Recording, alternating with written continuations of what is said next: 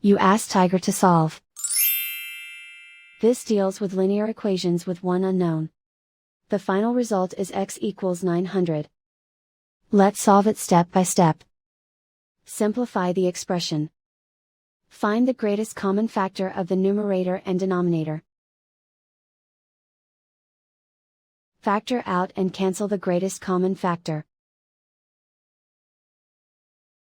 Isolate the x.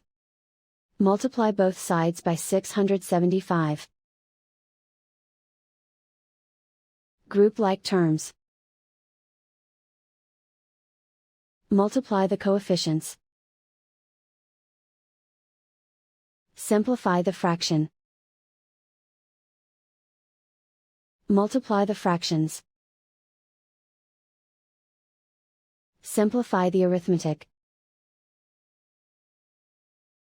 And so the final result is x equals 900.